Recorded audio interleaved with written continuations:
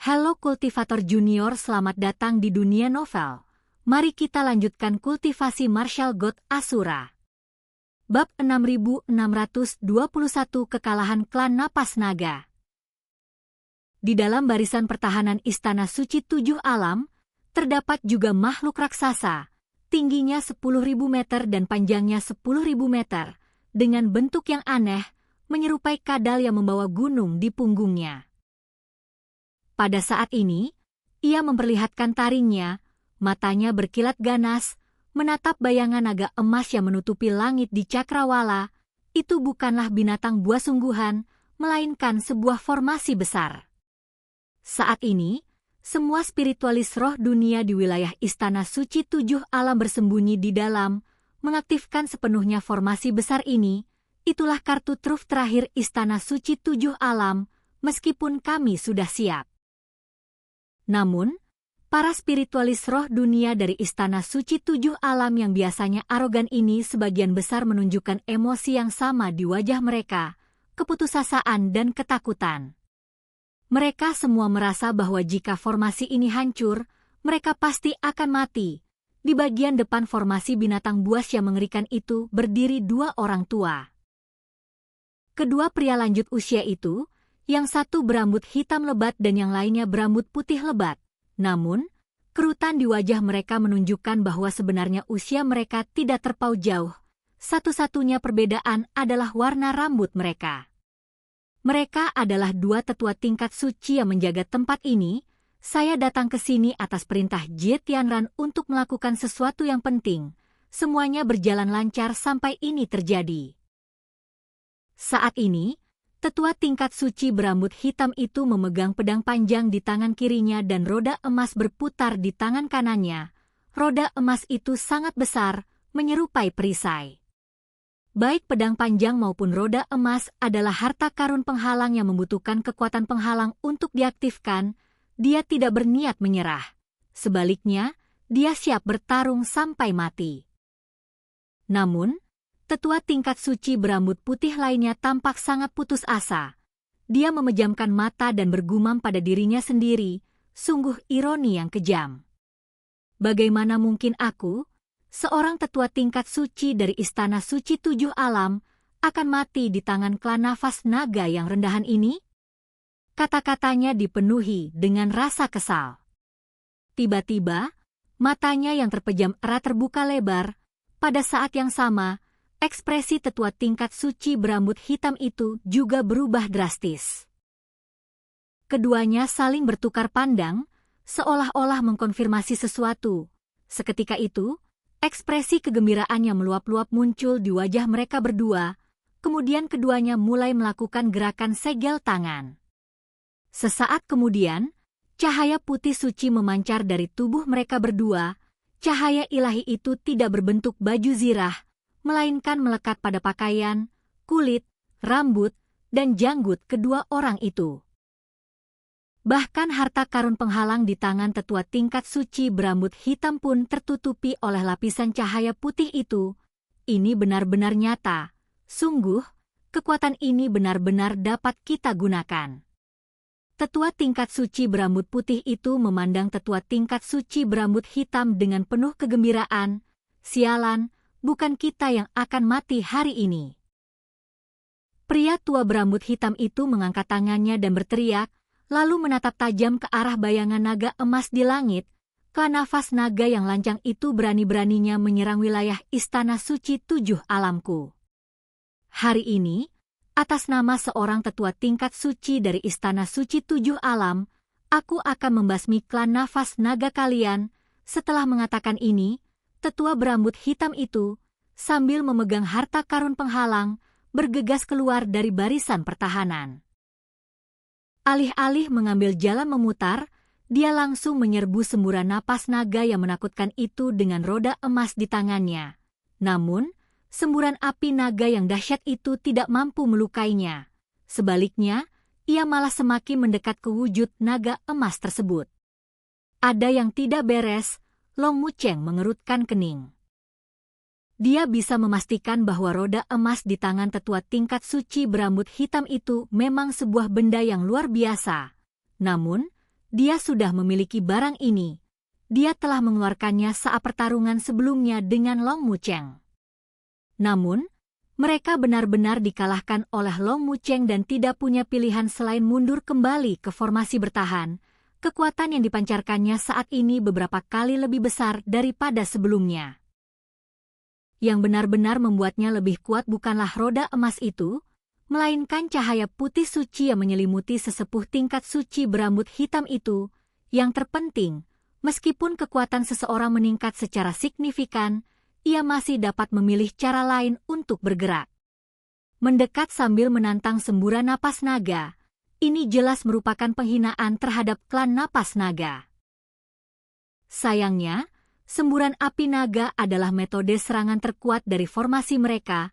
Hal ini dapat dilihat dari uraian di atas. Kekuatan tempur sesepuh tingkat suci berambut hitam ini telah meningkat secara mengerikan.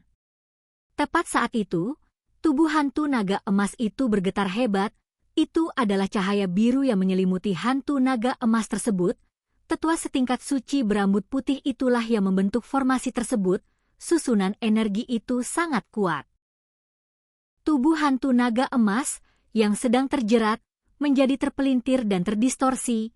Jika ini terus berlanjut, ia akan hancur berkeping-keping. Para anggota klan napas naga, patuhi perintahku. Aktifkan formasi naga emas garis keturunan dengan segenap kekuatanmu. Baik, Tuan. Pada saat ini, kekuatan garis keturunan di dalam klan nafas naga melonjak keluar seperti gelombang pasang, menyatu menjadi hantu naga emas. Napas naga yang keluar dari mulut hantu naga emas itu menjadi semakin kuat.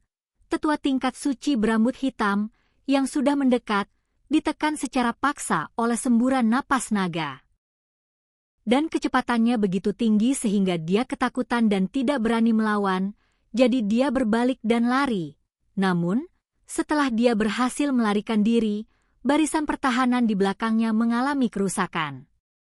Menghadapi semburan napas naga yang semakin kuat, semuanya hancur seketika.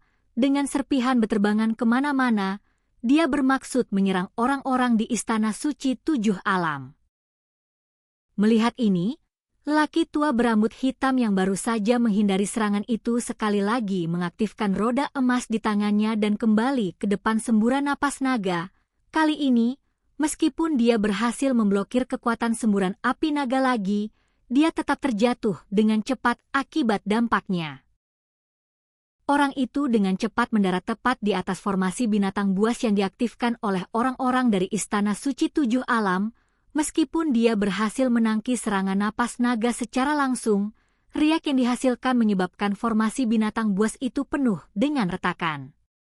Melihat hal ini, tetua tingkat suci berambut putih itu juga menghentikan serangannya terhadap hantu naga emas tersebut. Namun, orang itu malah berbalik dan jatuh di tanah. Pada saat yang sama, dua jimat kosong dikeluarkan, dan seiring perubahan mantra, aliran kekuatan penghalang yang berkelanjutan diintegrasikan ke dalam kedua jimat tersebut, barulah kemudian dia melemparkan jimat itu ke arah orang-orang di Istana Suci Tujuh Alam. Bum bum bum.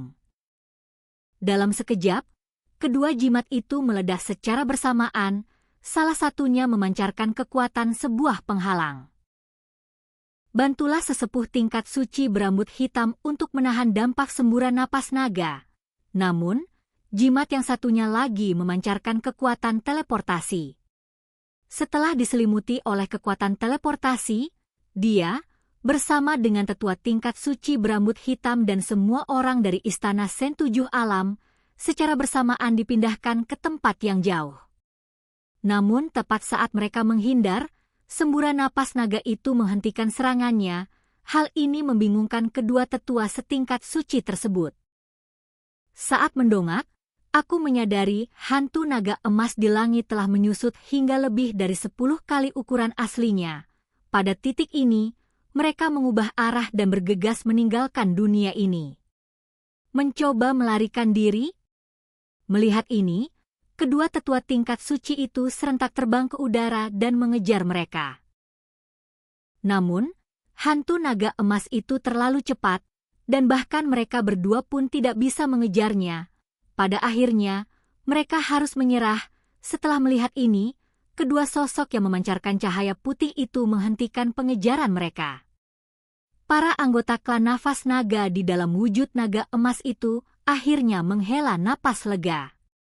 Mucheng, peningkatan kekuatan mendadak dari dua tetua tingkat suci dari Istana Suci Tujuh Alam itu berhubungan dengan cahaya putih yang terpancar dari tubuh mereka, bukan? Long Moxia dari klan nafas naga melangkah maju dan bertanya.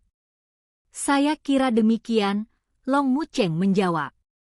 Seandainya klan kita tidak menyiapkan formasi naga emas garis keturunan ini terlebih dahulu, aku khawatir kita bahkan tidak akan bisa melarikan diri. Long Moxia menghela napas.